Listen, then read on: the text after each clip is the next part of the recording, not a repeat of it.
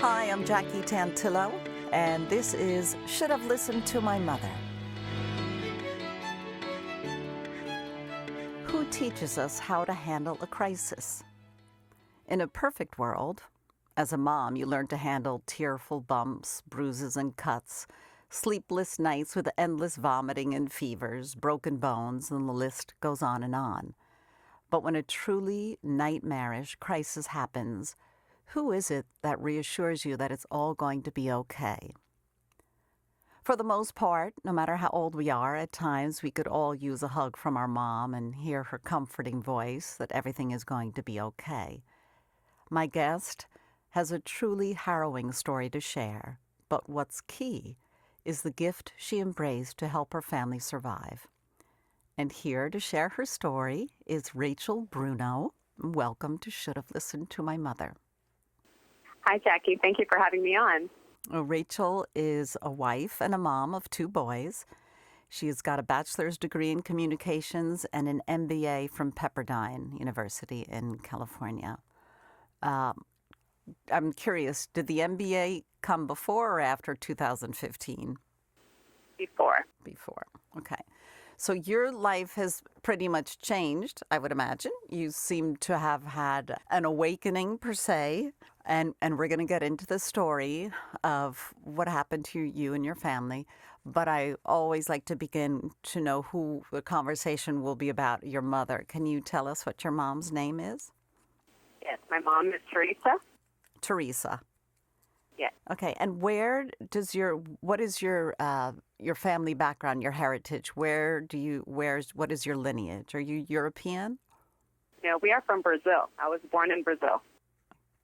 And you've been in the U.S. for how long?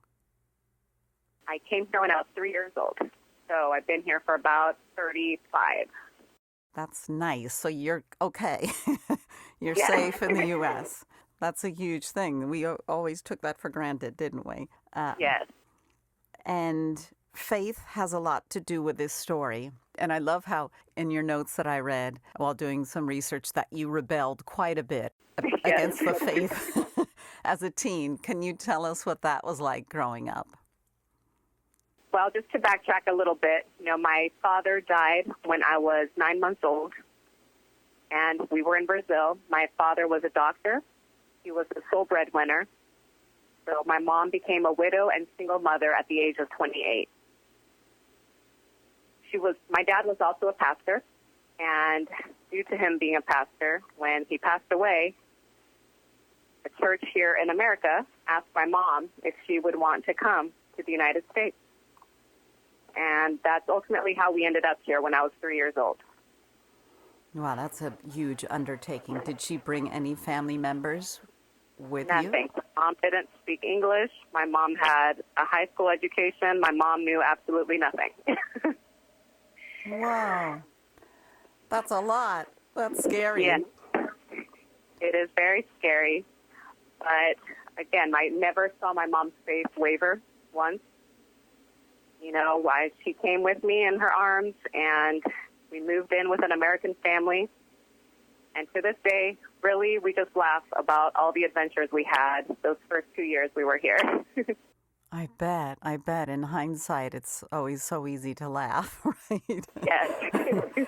I guess we should all keep that perspective when we're going through tough times. Did you have a relationship with your maternal grandmother, or did they come to the States with you? No, they never moved to the States. But they were obviously very strong women in my life. I would say especially my paternal grandmother, who is the one who lost her son, right, my father. And again, never seen my grandma's face waver once. Right, my grandma would look at me with just these eyes, pure love. And she would always tell me how much I reminded her of my father. That's so hard. It is. But she loved me, right, unconditionally through her pain, right? She loved me. And she would joyfully tell me all the stories about my father and how I reminded her of him. You're growing up here in the States. I guess you're learning English from your encounters with this family that was hosting you, and you're moving on and you're becoming a teenager in the U.S., and faith didn't really seem that crucial to you, correct? Correct. I just mentioned being compared to my dad, and as a teenager, I think the devil's lies started getting in my head, and that little voice would often tell me, they don't really love you for you. They love you because you're your dad's daughter. Oh, right? no, And they love, really? You really yeah. thought that? Yes, Okay. I felt that, and, it was big shoes to fill. My dad was a doctor. My dad was a pastor. He started a church, and I was the only heir, so to speak. And no siblings to this day, half siblings? Yep, no siblings to this day. What was your mom, Teresa's, philosophy in getting you through this tough period? Yeah, my mom, I call her the queen of tough love. Oh, one of those. Yes. Okay. Did it I was work? very strong-willed, right? I was strong-willed. I didn't want to listen, right? I wanted to find my own way. And sometimes, as they say in Brazil, you have to break your face in order to find your way. Oh, my gosh. And she would let me. She would let me, but she was always there to pick up the pieces when I did. Right. I mean, how serious were you? How serious or rambunctious a rebellion were you? Were you sneaking out of the house at night, or were you? It was mostly against her, like her authority. Yeah. Right? If she would tell me I couldn't do something, oh yeah, well, let me show you, I will do it. And she never remarried. She remarried when I was 15 years old. And the relationship with your stepfather, good or? Yes, he was very good for that time, exactly because me and my mom were at each other's throats. So he was kind of the buffer between us. He would be the buffer between us because he could relate to my side of the story, and he could also hear her side of the story. What was it that allowed him to relate to your side of the story? Honestly, the whole culture thing. My mom was born and raised in Brazil, and I was raised in America. And there are a lot of cultural differences between those two countries. Yeah. Well, different generations, right? And kids Right. often have to step out and feel their own way. Right. And I was going to a Christian school at the time. And again, all these people knew my dad. All these people knew my mom. And I always felt like I was, living under a microscope with all these people watching me and that I had to be perfect. And I guess as a way of self-sabotage, since I didn't think I could live up to those standards, I would rather rebel. Well, that's not an unusual teenage knee-jerk reaction, right? That's Right. that's a lot of weight to carry for a young kid. So you went to college, you got married, you're a professional mom, you have 2 boys. Yep. And your mom was involved in her grandson's upbringing? Oh, absolutely. Absolutely. And even before, my mom always told me, when you get married, you go travel, you finish school, you start your career, you do everything before you have kids. Because when you have kids, that changes everything. And you did that. You did all of that. I did all of that. You listened to your mother. I did. At that point, I did, and I am very happy I did. Oh, good for you. Yes, because my husband and I got married. I went to school. We traveled the world. We were married for 10 years before we decided to have kids. Oh, that's great. That's fun, right? I think that was good advice. Have fun. I mean, it works out either way, but I like that idea. That's wonderful. So we fast forward. You have one son, and then in 2015, you have a second baby, also a son. And you're woken up in the middle of the night, and something changed your life. Can you tell us a little bit about this? Yes. I have epilepsy. I have seizures, and one of the main triggers to my seizures are sleep deprivation or interrupted sleep. So all you moms out there know that if you have a newborn, you ain't sleeping. So I had a nanny take care of my son during the night shift.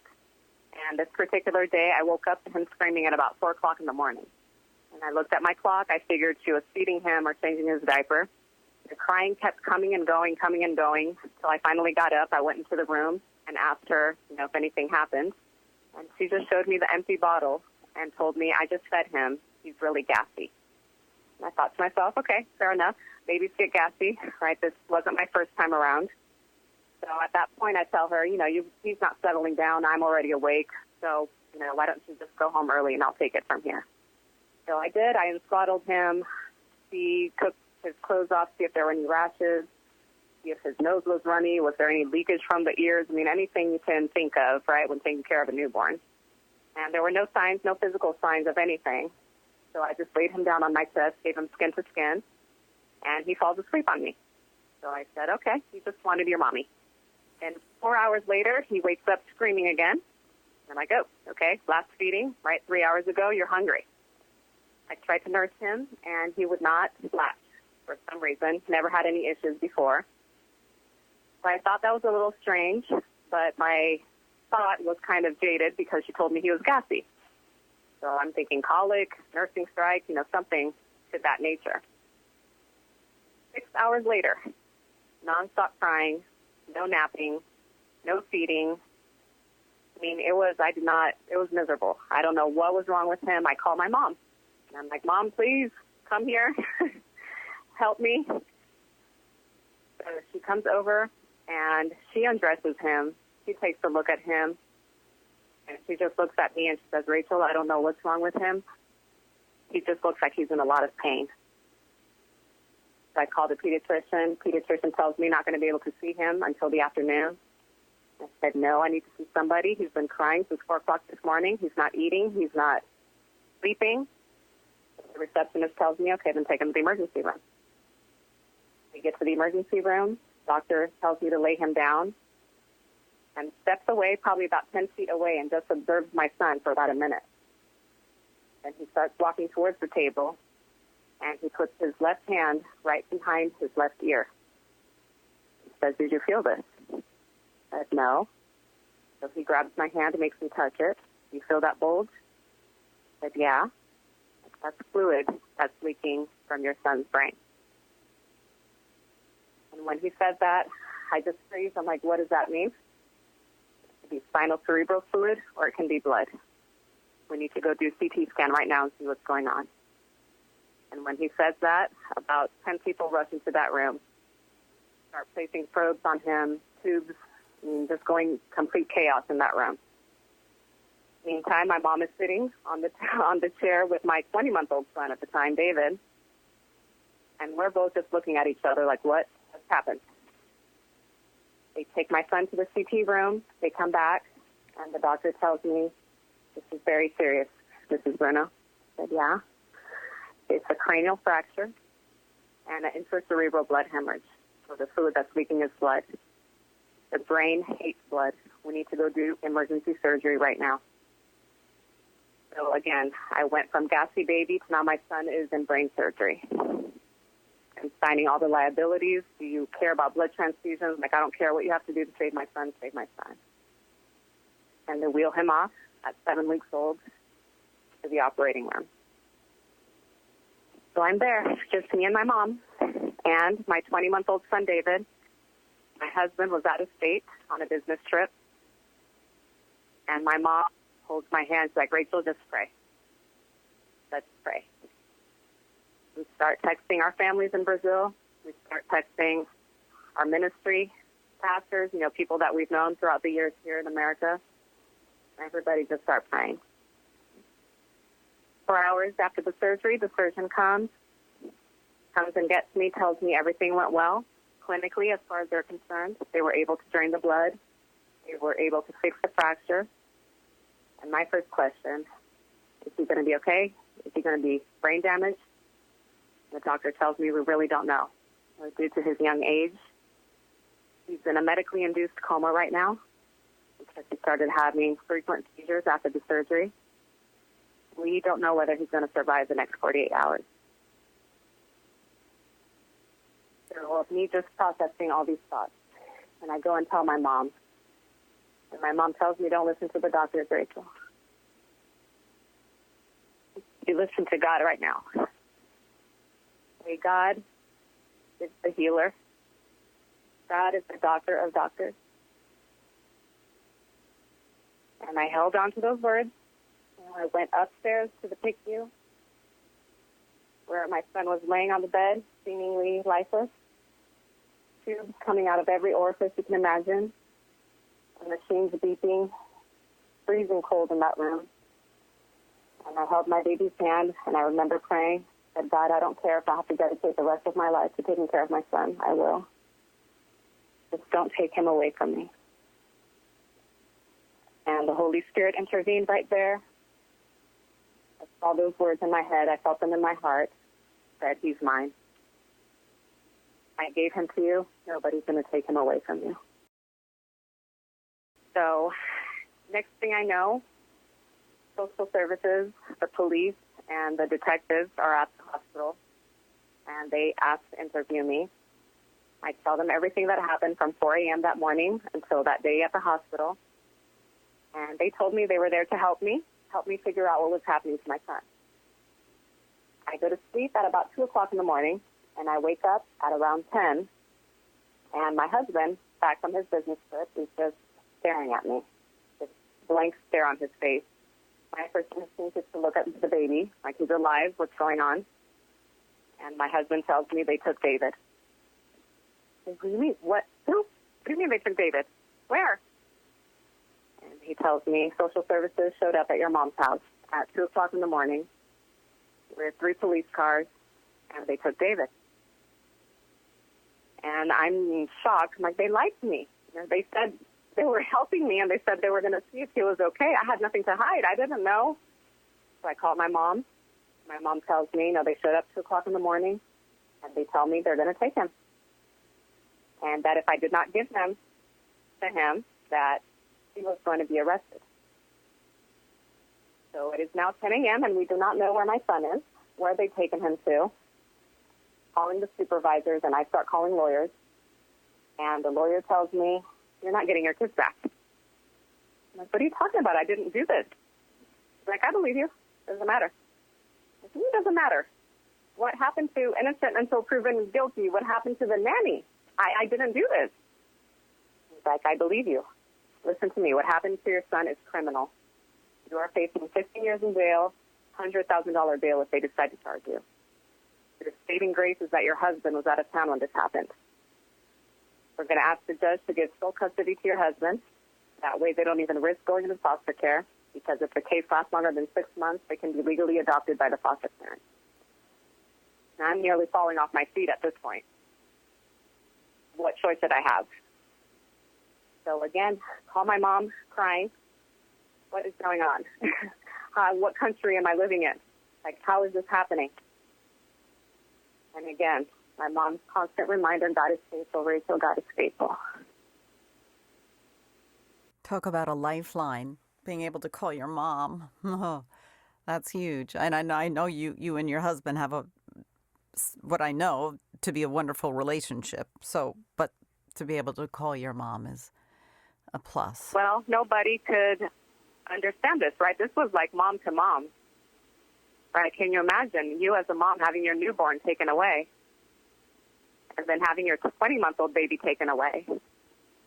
During this time specifically, like my husband, being the rational man, couldn't really relate to me on that level of being a mom, right? That bond that you have with the baby that you just had. And I was exclusively breastfeeding him, right? I was nursing him. All that came to an abrupt end. And I remember him asking me if I was pumping.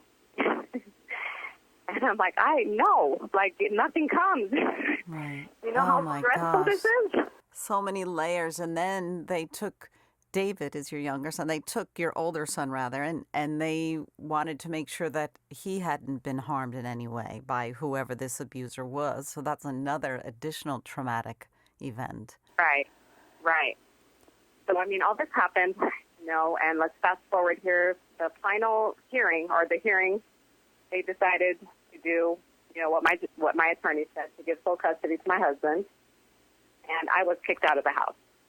I could not be around my children unsupervised. I was given 7 hours a week of monitored visitation with both my sons. Now, this lasted for 40 days and 40 nights. When we had another hearing on the 40th day, my attorney told me, don't even bother coming to court today. The status of your investigation hasn't changed. The criminal case is still open. Don't waste their time. I won't waste mine. And I tell my husband, and my husband says, I don't care what he says, we're going.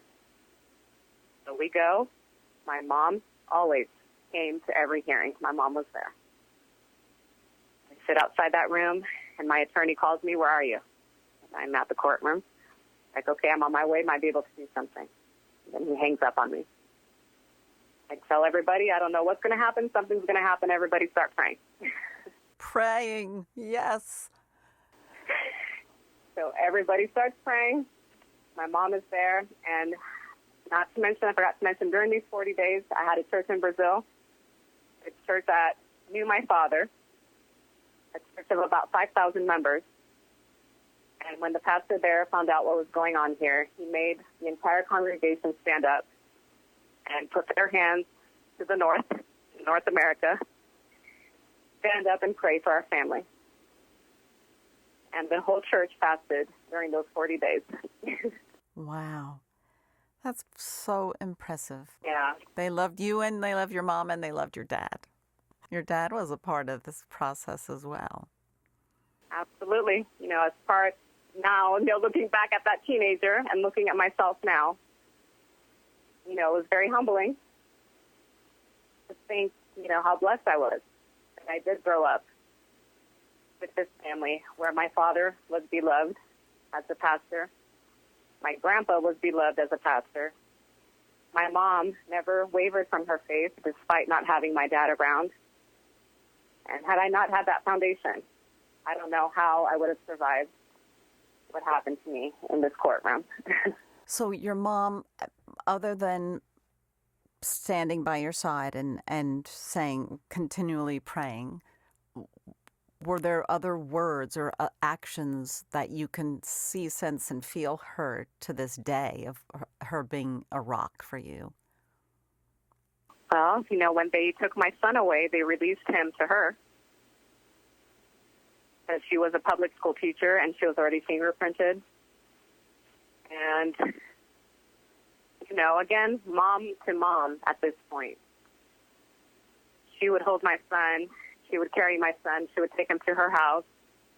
And I knew, at least I had that comfort, knowing that my son was with my mom and that he was going to be loved like no other, right, as opposed to him being with strangers. Oh, absolutely. And I mean, thank God for my mom. And another miracle from God, thank God that she was a public school teacher and that she was able to get him. Yeah, we haven't even been able to talk about that either. I love teachers, and teachers are so important. And yeah, it seems like it was all just part of the plan, I guess. It was. It certainly, all the little stones were lined up to make that path in the right direction. Yes. So at that 40th day, right, my attorney said, if he went into the courtroom and he came out and he said, sign this, initial this, sign this, initial this, just back and forth, bringing papers back and forth, back and forth.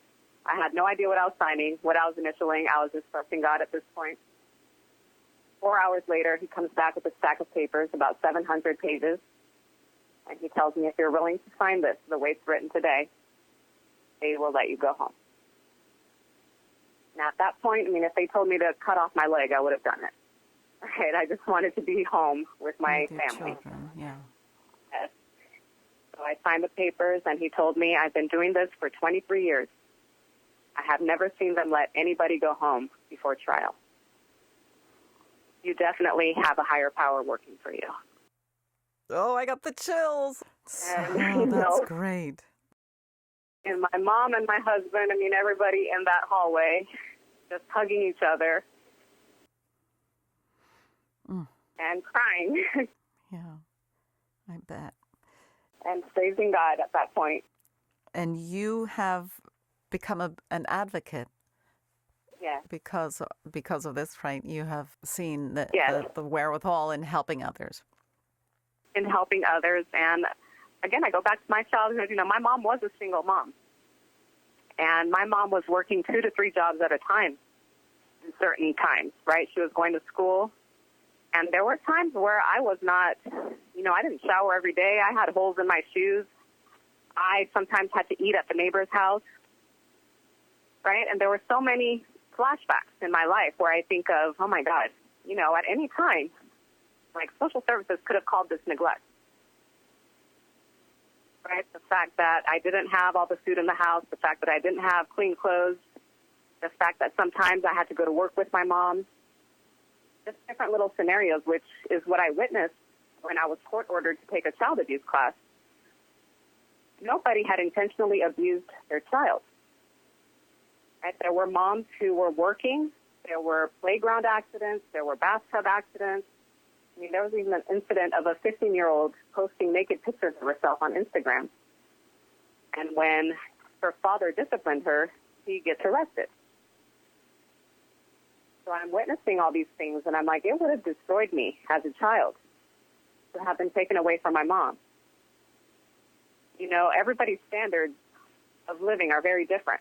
And, of course, my life wasn't perfect. And I guess by American standards, we were considered poor. But by Brazilian standards, you have no idea what poor is. Yeah, I bet. So your mom... Go ahead. So I just kept thinking, back to my mom. My mom worked her butt off. And my mom did everything she could for me. And the helpers in our lives, was not social services, was not the government, was not welfare. The helpers in our lives were the church, were our neighbors, were my friends from school. If my mom needed a ride somewhere, somebody from church would pick us up and drop us off. If I needed clothes, people would give me gift cards from church. If I needed a babysitter, go to the neighbor across the street. So that sense of community, right? And that's what I have advocated for. Like, if you see a mother who's in need, if you see a child who's in need, go talk to that mother and see how you can actually help this mother. Give her a home-cooked meal. Offer to babysit every once in a while. Give her money if she needs to buy something. The Bible tells us to love one another and that he watches over the orphan and the widow. In many cases, these kids in foster care are not orphans, right? There are family members who want to take care of them. They just don't have the financial resources to fight in this courtroom like I did. Yes, that's a huge difference between so many of these children, these families. But look how you're putting all of your ability to help others. You learned a lot. It was a horrific experience, but you were able to turn the good to help others. And I like that part of the story, too. Yes, I did. And just so your audience knows, my sons are healthy. Even my baby, who had the cranial fracture, he is in 1st grade, and he can read, he can write, he's perfect. So God, took care of everything. Yeah. Wow. Part of me would love to be so jubilant and happy that this has a happy ending, but the undertones of it are horrific that it could happen. And yet Child Protective Services, their job is to protect children, but they really got this one wrong. They did, and from what I have witnessed, they have gotten it wrong a lot of times. Yeah, I'm sure that is definitely happening. Rachel Bruno, I thank you for sharing this story, because I can't imagine it's easy for you to relive it every time you tell this story. But the perspective of your mom and the role that she played is always wonderful to hear. And please tell Teresa we send our best and thank her for being there by your side. I will. Thank you so much for having me on. I'm Jackie Tantillo, and this is Should Have Listened to My Mother.